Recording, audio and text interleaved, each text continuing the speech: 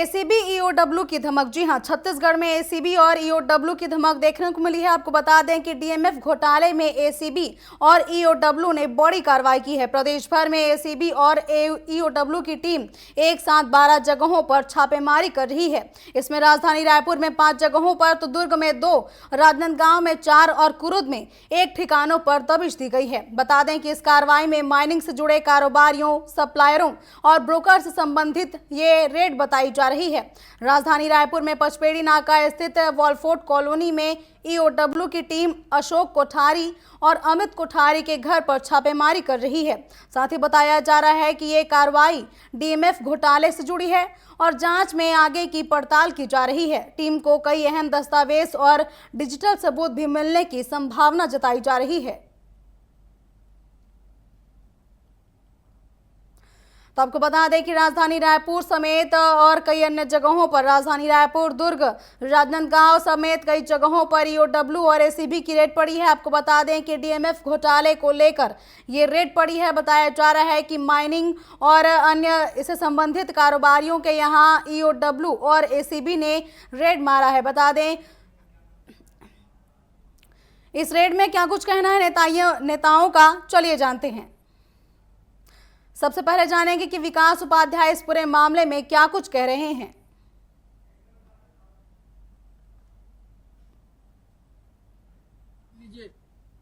1 तारीख को मोदी जी आ रहे हैं। मोदी जी के आने से पहले ईओडब्ल्यू और एसीबी का छापा, मतलब अपने आप समझ लीजिए ज्वलंत मुद्दे, जो बढ़ती महंगाई, ये तमाम चीजों पर कोई कंट्रोल नहीं।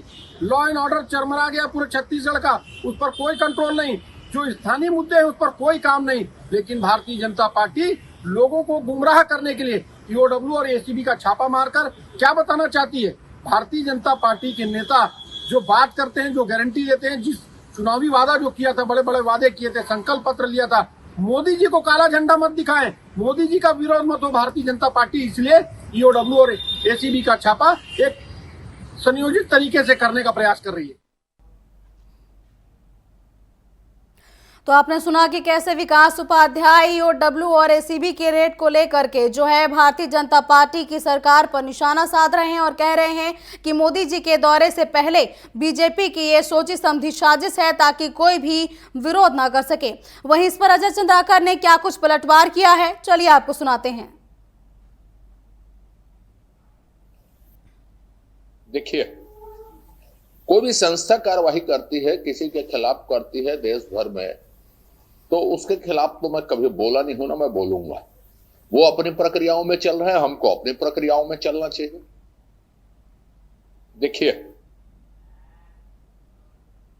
किसी के खिलाफ करती है देश भर में, तो उसके खिलाफ तो मैं कभी बोला नहीं हूं, ना मैं बोलूंगा।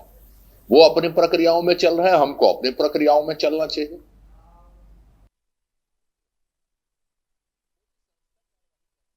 विधायक अजय चंद्राकर, जिन्होंने बताया कि जो है उन्होंने ये साफ तौर पर कहा है कि भारतीय जनता पार्टी अपने तौर पर चलती है, वहीं अधिकारी अपने हिसाब से कार्य कर रहे हैं।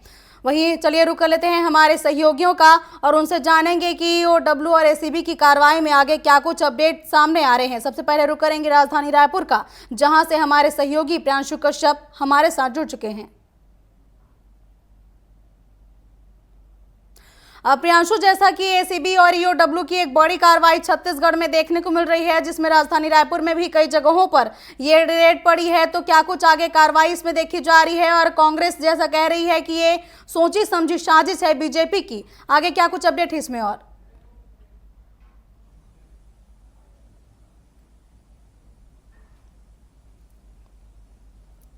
जी तो जो जिस तरीके से जो कोल माइंस है या फिर जो खनन प्रभावित क्षेत्र है या खनन प्रभावित लोगों की सहायता के लिए डीएमएफ की जो है डीएमएफ को बनाया गया था, और उसके बाद जब डीएमएफ फंड से जो लाखों करोड़ों रुपए के जो घोटाले सामने आए छत्तीसगढ़ में पूर्ववर्ती सरकार के समय में, ये सारे घोटाले हुए जिसमें नेताओं को फायदा पहुंचाने के लिए कमीशन दिया गया अधिकारियों के माध्यम से, तो पूरा एक चैन का सर्कुलर बना हुआ था डीएमएफ फंड की बात करें तो। जिसमें खनन प्रभावित क्षेत्र हो, खासकर कोरबा में जो है इसका मेन गढ़ माना जाता है, जो डीएमएफ फंड का जो घोटाला हुआ है और उसके बाद बंदरबाट हुआ अधिकारियों और नेताओं के बीच। इसी सिलसिले में अब एसीबी और ईओडब्ल्यू ने तकरीबन प्रदेश के 12 अलग अलग ठिकानों पर छापेमार कार्रवाई की है, जिसमें रायपुर के वॉलफोर्ड सिटी पंचपेड़ी नाका स्थित है, जहां पर अजय कोठारी के निवास पर भी जो है एसीबी ईओडब्ल्यू की टीम पहुंची थी। तकरीबन आधे दर्जन से ज्यादा अधिकारी पहुंचे हुए थे सुबह से, और जो इलेक्ट्रॉनिक डिवाइसेस हैं, दस्तावेज हैं, उनको खंगाला जा रहा था। चूंकि जो अजय कोठारी है उनका जो है इंप्लीमेंट करने का काम है, जो डिवाइसेस रहते हैं, इलेक्ट्रॉनिक डिवाइसेस हैं, उनको इंपोर्ट एक्सपोर्ट करने का काम है। तो ये सबूत मिला कहीं ना कहीं कि डीएमएफ फंड में इनकी संलिप्तता है, जो घोटाले की राशि है वो इन तक पहुंची या इनसे होकर गुजरी है।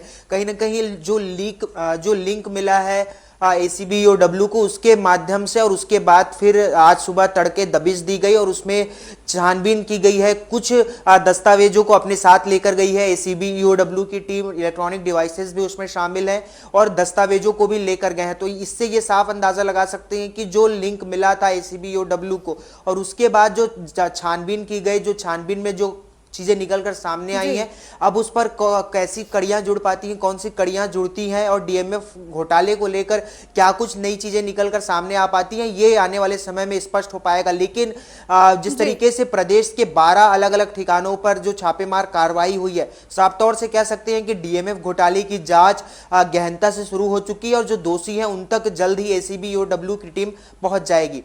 जी बिल्कुल, आगे देखने वाली बात होगी कि इस पूरे मामले में क्या कुछ कार्रवाई होगी। लेकिन क्या इस पूरे घोटाले के तार बड़े नेताओं से जुड़ते हुए नजर आ सकते हैं?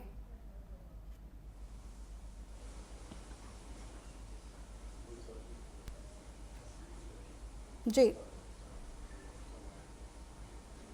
देखिए, जिस तरीके से जितने भी घोटाले हुए, चाहे शराब घोटाला हुआ, डीएमएफ फंड का घोटाला हुआ, सब घोटालों में कहीं ना कहीं राज्य शासन और प्रशासन दोनों से जुड़े हुए व्यक्ति शामिल रहे हैं।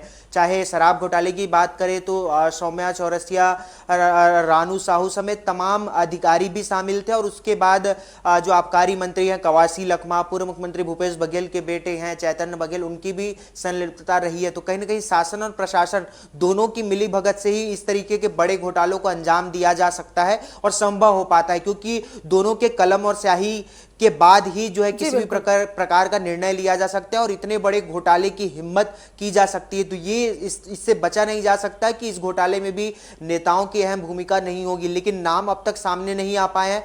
अधिकारियों को या फिर जो व्यापारी हैं, जो रसूखदार हैं, जो ठेकेदार हैं, उनसे पूछताछ की जा रही है और उसके बाद कड़ी दर कड़ी जुड़कर चीजें निकलकर सामने आ पाएंगी कि कौन कौन से नेता या कौन कौन से रसूखदार लोग जो है इस घोटाले में शामिल हुए थे। लेकिन जब तक जांच स्पष्ट नहीं हो पाता, अभी कुछ कहना मुश्किल है। जी बिल्कुल, कड़ी दर कड़ी जुड़ने के बाद कौन कौन से ऐसे खुलासे होते हैं, ये देखने वाली बात होगी। फिलहाल तमाम जानकारियों के लिए आपका धन्यवाद प्रियांशु।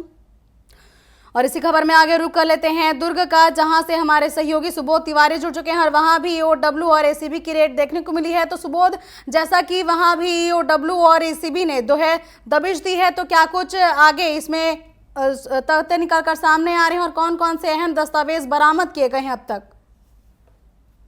देखिए कमलेश्वरी जी, अगर डीएमएफ घोटाले के बारे में बात करें, खासकर डिस्ट्रिक्ट मिनरल फाउंडेशन या फंड को लेकर, तो एक पहले जो बात आई थी पूर्व मंत्री ननकी राम कंवर के द्वारा कि यह 10,000 करोड़ का घोटाला है।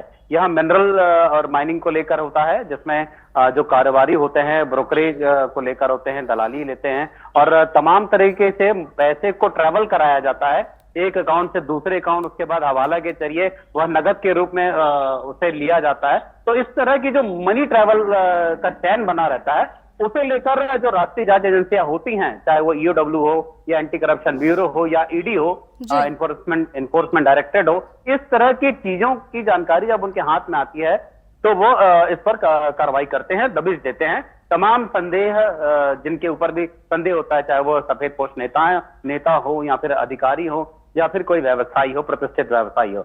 अगर दुर्ग के बारे में बात करेंगे तो मनीष पारक, जिनका नाम जो कि देखा जा रहा है, तो इनके द्वारा मेघ गंगा ग्रुप के नाम से 10 फर्म चलाए जा रहे हैं, जिसमें प्रमुख फर्म जो हैं, एक तो लाइफ केयर के नाम से डायग्नोस्टिक सेंटर है, इमेज लैब के नाम से डायग्नोस्टिक सेंटर है, एविस एडुकॉम के नाम से स्टडी सेंटर है और भी इस तरह के कई सारे बड़े फर्म चलाए जा रहे हैं, जिनके संचालक जो है वो मनीष पारख है और उनके भाई का नाम नीलेश पारख है।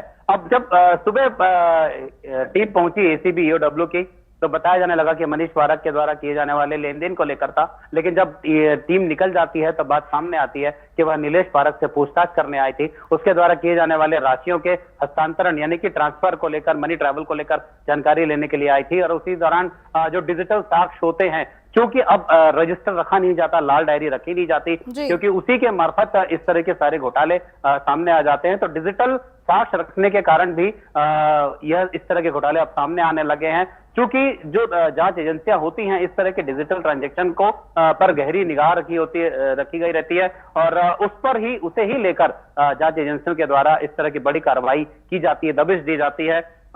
इन्फोर्समेंट डिपार्टमेंट में जिस तरीके से ईडी के द्वारा आरोप पत्र दाखिल किया गया है, तो वह 90 करोड़ का है, और साथ ही एक अन्य स्रोत केवल कोरबा के बारे में बात करेंगे तो वह 575 करोड़ का बताया जा रहा है। तो इस तरह से सैकड़ों हजारों करोड़ के इस मिनरल्स घोटाले को लेकर जांच एजेंसियां लगातार जांच दबिश दे रही हैं, इससे संबंधित कारोबारियों और नेताओं के घरों दफ्तरों तक।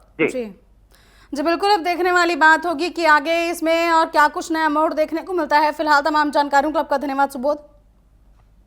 और ये थे हमारे सहयोगी सुबोध तिवारी, जिन्होंने बताया कि दुर्ग में भी 2 जगहों पर ईओडब्ल्यू और एसीबी की रेड देखने को मिली है। इस दौरान जो है कई इंस्टीट्यूट और अन्य जगहों के जो है दस्तावेज खंगाले जा रहे हैं, और जो है मनी ट्रैवल की बात इसमें कही जा रही है, और मनी ट्रैवल के जरिए हवाला में पैसा पहुंचाने की बात सामने आ रही है। इसमें देखने वाली बात होगी कि आगे अब क्या कुछ नया मोड़ देखने को मिलेगा।